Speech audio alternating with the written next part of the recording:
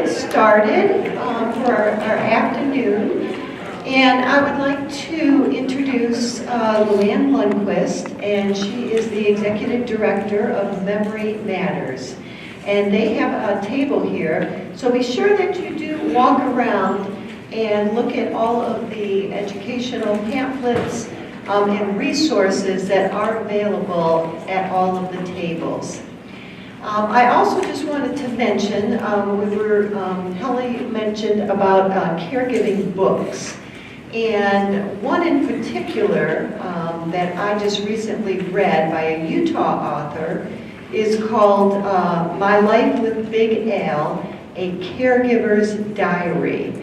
And this was written by Judy Segmiller. And it is the story of her taking care of her husband who developed early onset Alzheimer's.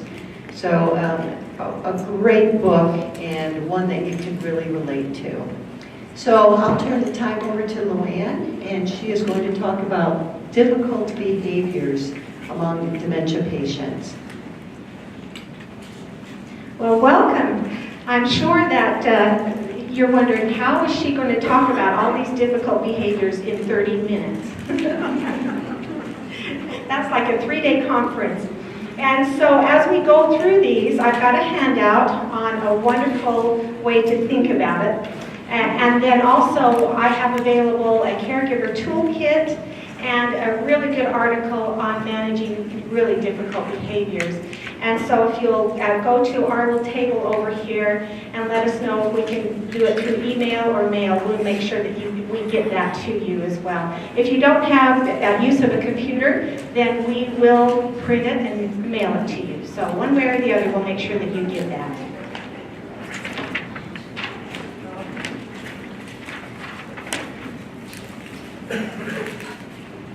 The first thing I wanted to start with when we talk about behaviors is this is a physiological disease. It's not that somebody's just trying to be difficult or that they're just pretending. I hear that a lot. But in reality, this is a physical disease.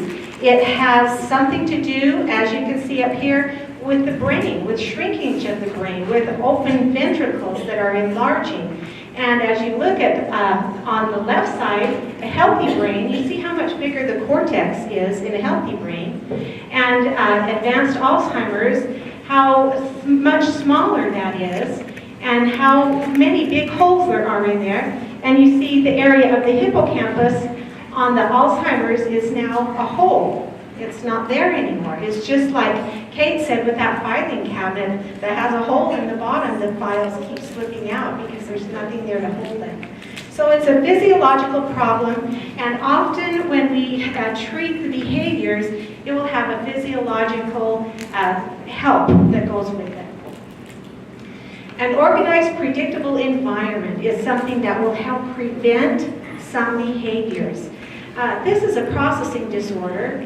So when a person is trying to process something that they can't do anymore, they process it slower, they can't process it all the way through, it causes anxiety, frustration, embarrassment, suspicion, and so having an organized, predictable environment really helps. It relieves their anxiety.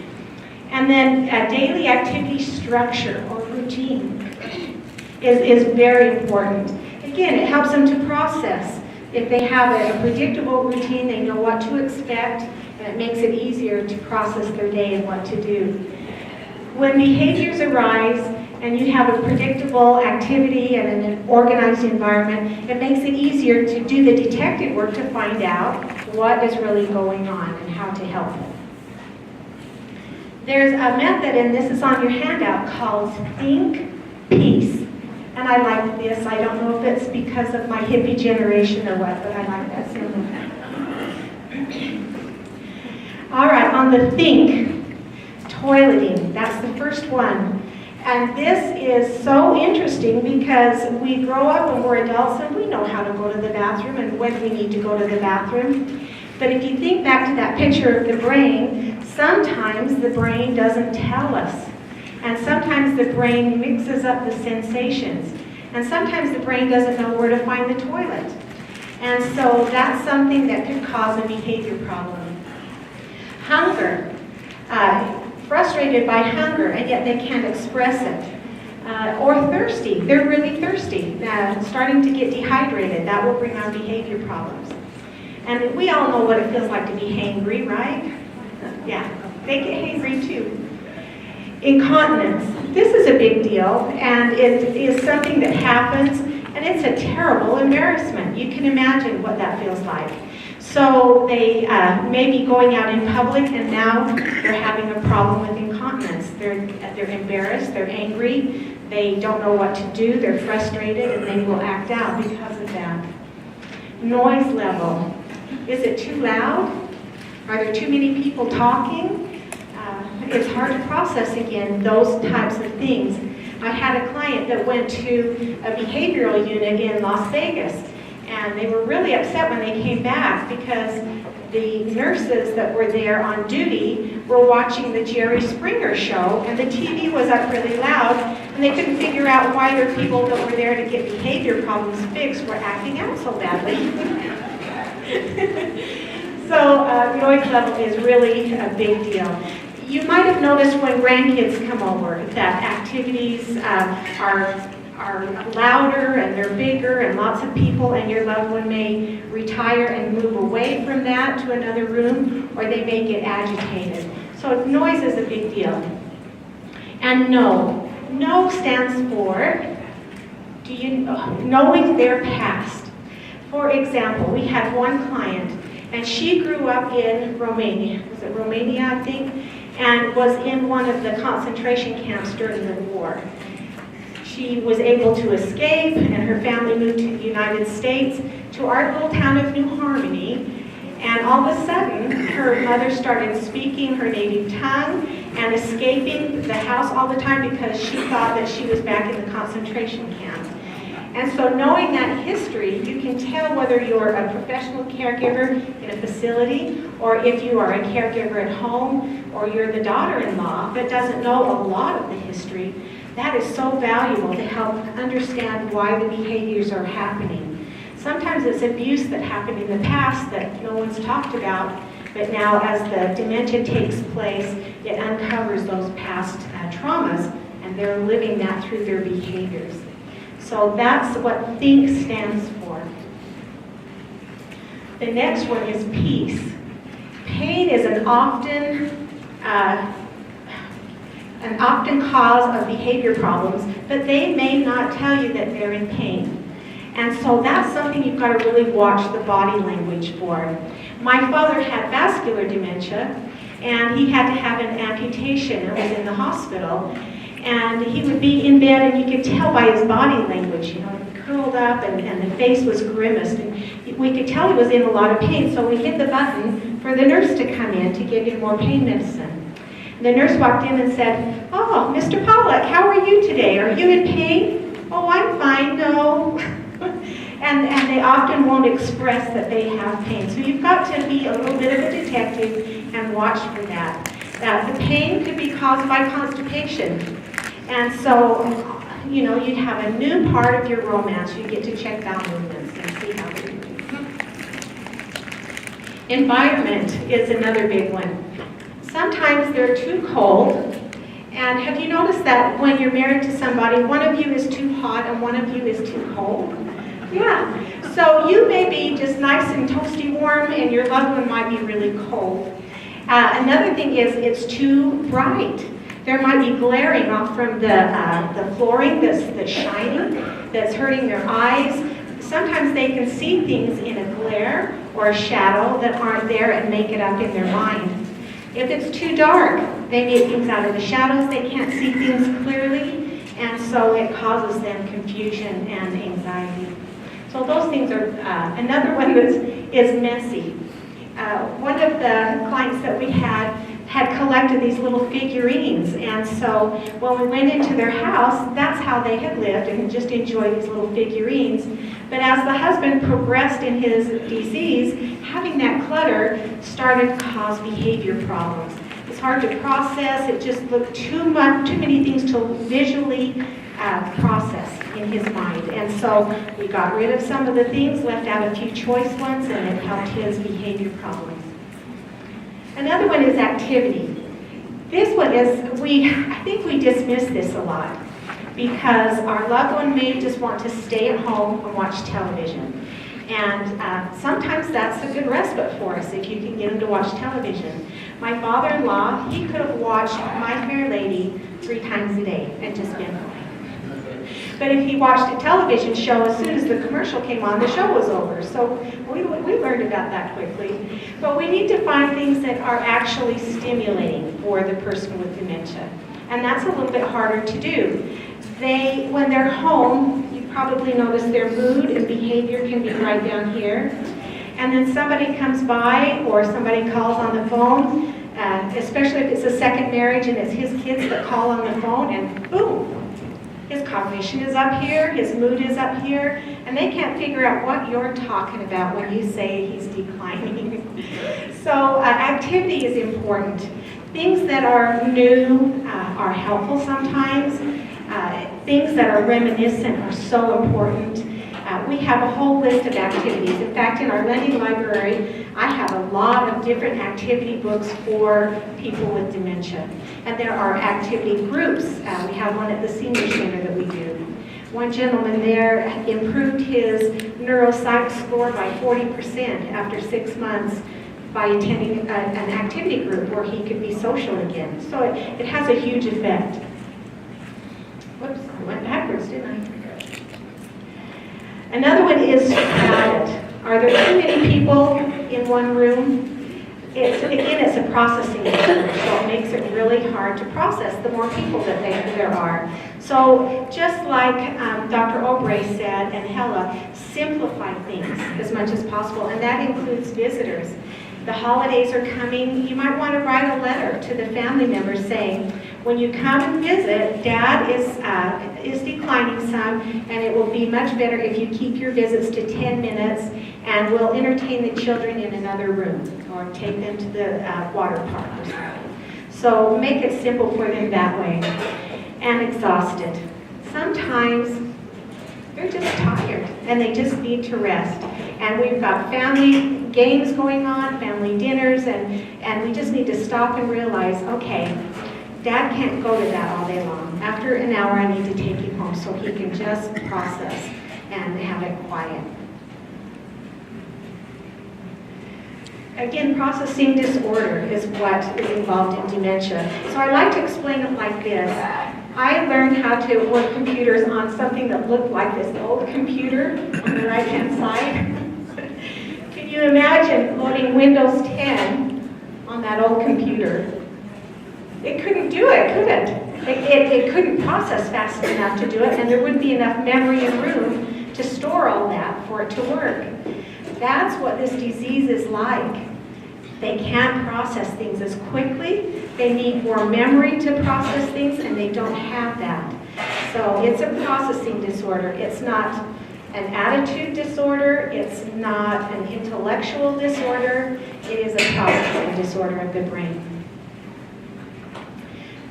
Sometimes the problem might be medical. We talked a little bit about UTIs, about the things that can happen that bring behaviors that are medical, and Dr. Obrey did a wonderful job with Pella on that one, so I'm just going to pass this one up. This is the next one, and most important for caregivers. I love this thing. When my daughter got married, this is what the man that was burying them said to my son-in-law. He says, if you want a happy marriage, you need to know one thing and one thing only. You can be right, or you can be happy, but you can't be both. When you're a caregiver, you can be right, or you can be happy. And when you're caring for somebody with dementia, and you may be right, but if you let them know that they're wrong and you're right, how does that work for you? Yeah, no, you guys have been through this, you know absolutely. But somebody will say, well, I can't tell Mom anything that isn't absolutely true and right. And sometimes that's a really crummy attitude to have because it's hurtful to a parent or a spouse that can't process things well.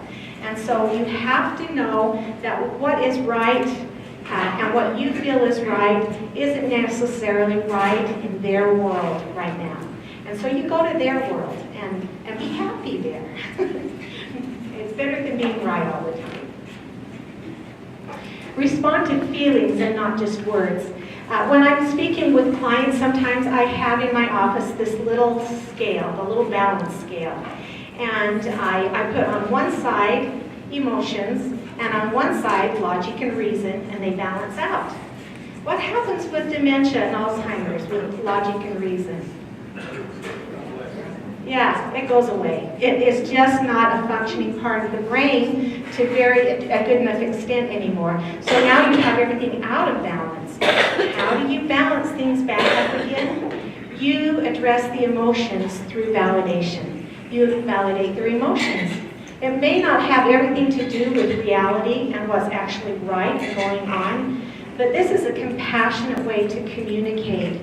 And so you go to the emotions and help them to feel safe and warm and loved and appreciated and important. And that helps. Be flexible. Sometimes we have to be really creative to solve the problems. For example, my father-in-law lived with us with Alzheimer's disease. And one day, he would not go to sleep. My husband was gone, and I tried everything. I pleaded, I coaxed, I begged, I threatened, I bribed, nothing worked. Have you ever had that experience? And so finally, this is long before the days of validation, so finally a light bulb popped up in my brain and said, ask him what's wrong. So I said, Dad, I can tell you're tired. Why don't you want to go to sleep? And he looked at me as if I was from Mars and said, well, LuAnn, my grandkids are out here in the snow in the forest, and I can't go to sleep in a warm bed knowing that they're suffering after I've had my meal and I have a warm bed. In reality, his kids were teenagers and they lived in Phoenix, Arizona. Would that reality have helped me much at that point in time? No. So you go to their reality. And I said, well, Dad, would it help you if I made some camp out beds in the basement and I'll make more soup and then I'll go look for the grandkids out in the frozen forest? And he said, oh, would you do that? I said, I will. Why don't you lay down while I get everything ready and let's take off your shoes so you'll be more comfortable. And he was asleep in 3 minutes. So you have to be a little bit creative and go to where they are. Another one is encourage and praise. Their self-esteem really is on the rocks. They're scared all the time and they feel bad, like they're not a complete person anymore. And so every time you have an opportunity, bring up something wonderful that they've done. An example, and this is just a bold-faced lie. We call it a therapeutic fib. It's wonderful. And so in a care facility, this gentleman, every day, he didn't want to go to bed at night because he was waiting for his son to call. His son never called. It was the saddest thing ever. And so the CNA came in and he says, well, I don't want to miss my son's phone call if he calls, and so I want to stay up. And the CNA, here's the lie she said, oh, I forgot to tell you. Johnny called while you were having lunch, and he had to go to a meeting, so he won't be able to call back, but he wanted you to know how much he loved you and how much of an influence you've been on his life, and he just wanted me to send that along. Well, it was a lie, wasn't it? But it was what I like to call a compassionate fib. You need to do things that make them feel better and feel safe and loved. Another thing is be patient, and that's a whole lot easier to say than it is to do. Sometimes you're just at your wit's end and you're hangry and you need a break, and you might even be having a great big old pity party, and so it's hard to be patient. And so be patient with yourself as well. Sometimes you have to get a break and leave the room sometimes. Did you ever have a problem with your father-in-law, I guess it was, you said? Did he ever just suddenly they have mood swings, so did he ever get like really mad about something and accuse you of doing something that you hadn't done, but he was sure that you'd done it, and he was just angry and he was just mad. So she's asking about if I had the experience where my father-in-law got really angry, there was mood swings and so forth. I was really fortunate. I thought I had it really hard. And then I started in this business and I found out, oh, LuAnn, you had it pretty easy. My father-in-law was easier to get along with dementia than he was without.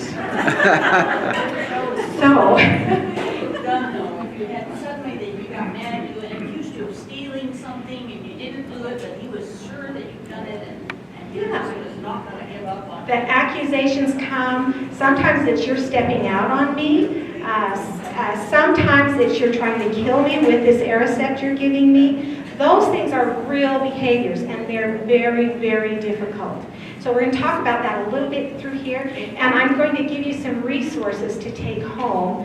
We'll email it to you. The toolkit and the article, there's about a 6-page article on anger and aggressive behaviors that will be really helpful.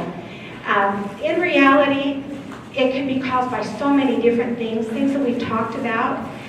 But it could be something else that's triggering it. One of the things that we do at Memory Matters here in St. George is you can come to me with these problems that you can't figure out the solution for, and we'll sit down and talk about it and gather resources and education and coping methods to help you through that until the next thing comes along. So that's one of the things I would recommend. Oh, let me go back to them. Try not to tick them off. Now, imagine yourself, you've got a master's degree in psychology, and you've raised 4 children, and now your daughter comes up to you and says, "Now, Mom, that's not very nice." How's that mother going to feel? Boy, you know, in reality, the mom might not have been very nice, but we need to treat them with dignity and respect and talk to them as if they are a full adult with great intelligence, just like they are. But sometimes it's easier to think, oh, now my mom is my child, and I've got to, in some methods, that's the ability scale of a child, perhaps, but not the intellect and not the personality. So we have to be careful that way. Don't scold and speak in negatives. And I just started that with a don't. That's kind of negative, isn't it? But we need to learn to spin things to the positive, just like the politicians do. Spin it to the positive.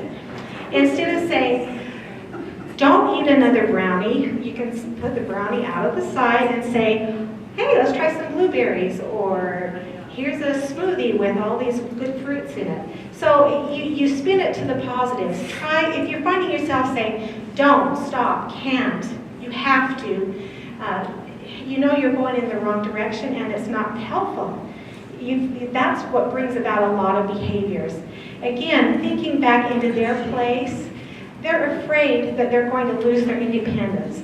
They're afraid people won't respect them because they're not intelligent like they used to be, or capable like they used to be, or they can't contribute like they used to. And it's so important that we not reinforce that we help them instead with their self-esteem by doing things a positive way rather than negative.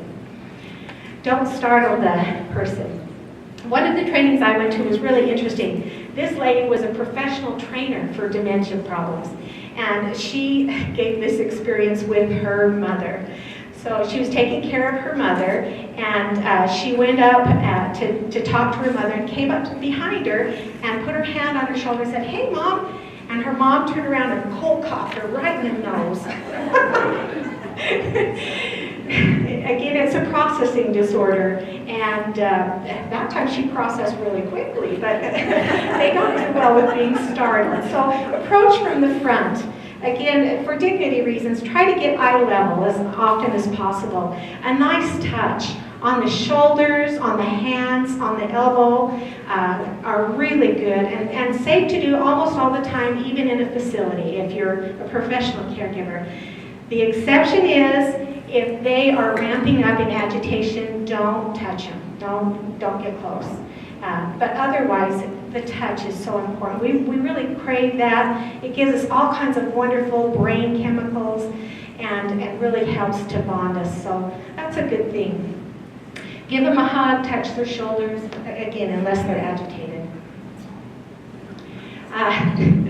Don't use fighting words.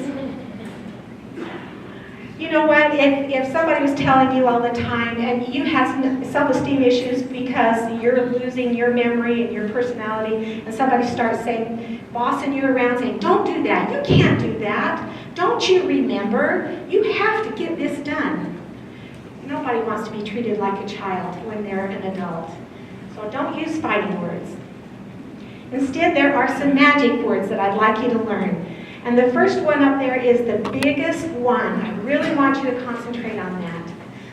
You talked about what do you do when somebody's angry and they're coming at you with accusations. That's personal and that hurts, doesn't it? Yeah. And so what's a natural reflex when we're hurt and somebody's accusing us? Yeah, we want to be defensive. And when we're defensive, we're using logic and reason.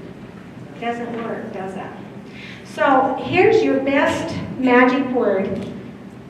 Tell me about it. It's so neutral, and it gives you some emotional time to take a break. Take a deep breath, realize what's going on, and get some clues into what is upsetting them. We have to be a detective a lot of the times to figure out what it is that they are upset about enough to act aggressively.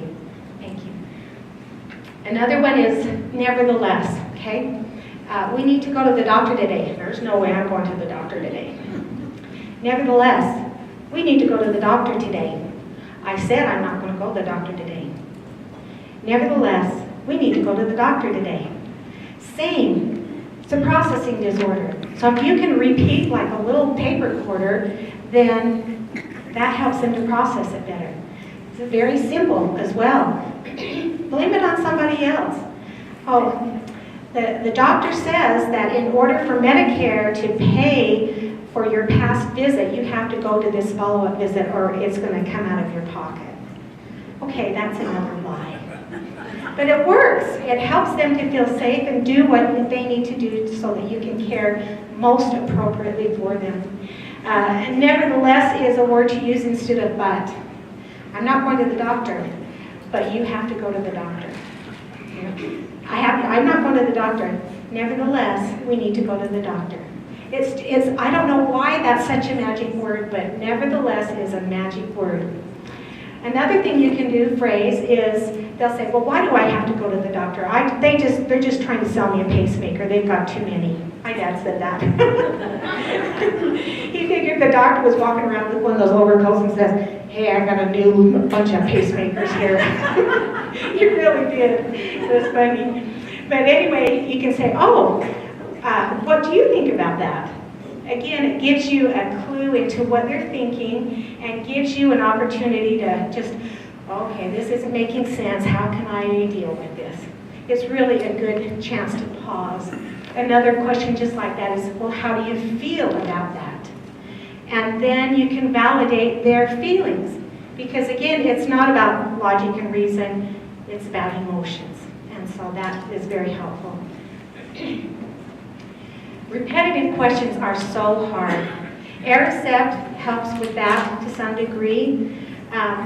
It gets on your nerves. I remember thinking when Dad did this, well, I just answered him. I answered him 3 times the very same way. They often do that with things that are stuck with emotions. If they're worried about going to the doctor, was that today? And they'll ask you 5 times, is that today? They don't remember that they don't remember. So this is just a patience type of thing. I'm going to skip through some of these because I'm running short on time, but all of these are in the Caregiver Toolkit. So if you see something that's especially a thorn in your side, then raise your hand and we'll stop and talk about it. But hides, cords, and steels. This happens a lot and often in facilities. It's a hard one. Hallucinations and delusions. This one's extremely hard. Not everybody has it at every stage. So, but that it is something that needs to be dealt with, and it depends on, is it troubling to them? Are they okay with it? One of the men that was having hallucinations said, yeah, my voice that talks to me really gives me good advice. This was in an early stage group. And the other one that happened to be a pediatrician, he said, oh, the one that talks to me, he scares me. So, yeah, it just depends on how they deal with it. And again, we can talk about this in caregiver consultation. Pacing and wandering, this is a dangerous one. And so there are things that we can do, and again, we'll help in caregiver consultations. It'll be in the toolkit. There are wonderful resources, the Project Caregiver, but we've had people that have cut their Project Caregiver off with the scissors. So there's the tile, there's Medic Alert, there's a lot of resources, but we'll help you find the one that works for you and your situation.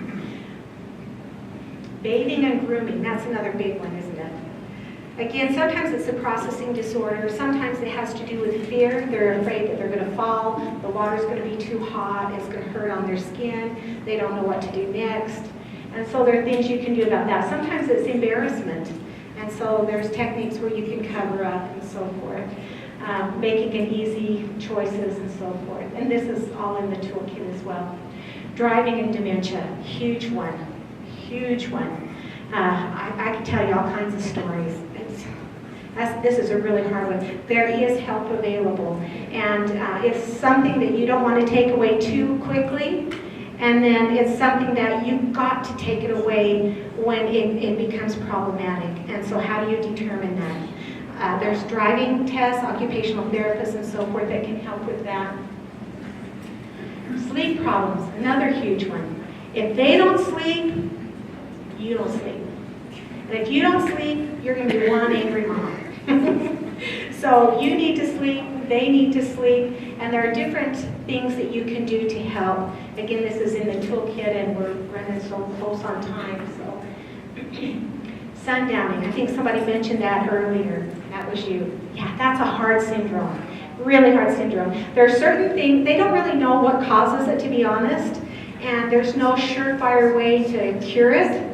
However, there are different things that we can try to help. And light is huge when it comes to sundowning. If you can get them out in the sunlight, if you can't, the weather's bad or whatever, you can change the temperature of lights in your home. So we can talk about that. TV, covering mirrors, all kinds of things that we can do to help with that. And again, this will be in the toolkit. Anger and aggressive behaviors. I just want to take a few minutes on this because it's so important, and it's what you alluded to. This doesn't happen with everybody that has a dementing illness, but it does happen frequently enough that it is a huge problem. And so aggressive behavior might be verbal, swearing, accusing, and so forth, making threats. It could be physical, pinching, hitting, scratching, hair pulling, biting, those types of things. It could be linked to their personality and their behavior before they got dementia, or it may be an aggressive dementia that's caused by something else.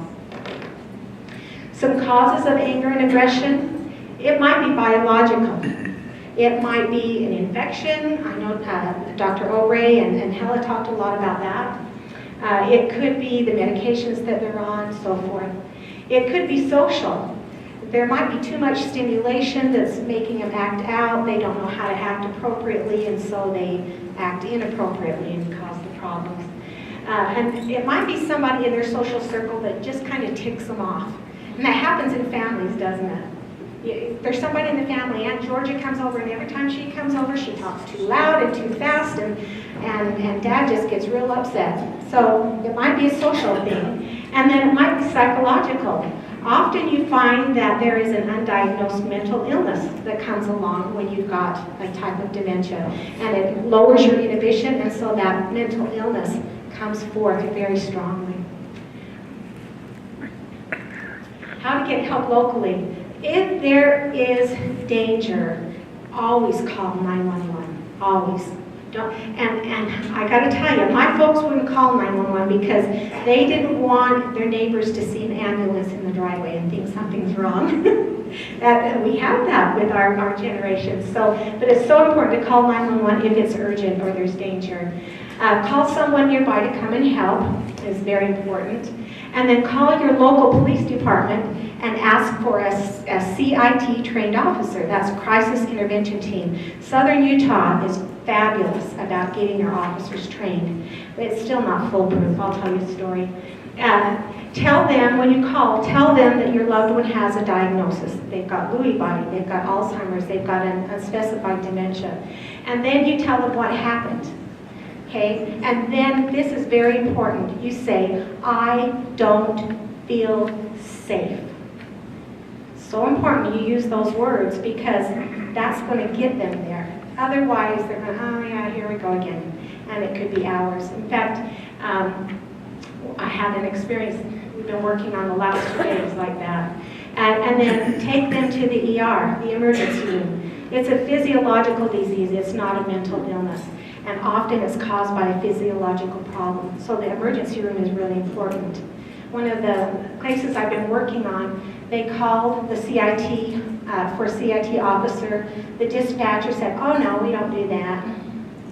And it took 4 hours for the policeman to get there. They had friends there with them that were helping them. Their clergy was there with them. 4 hours to get to him, and this was the third day that they got the call, and they knew that the husband had come after the wife with a razor blade and a knife.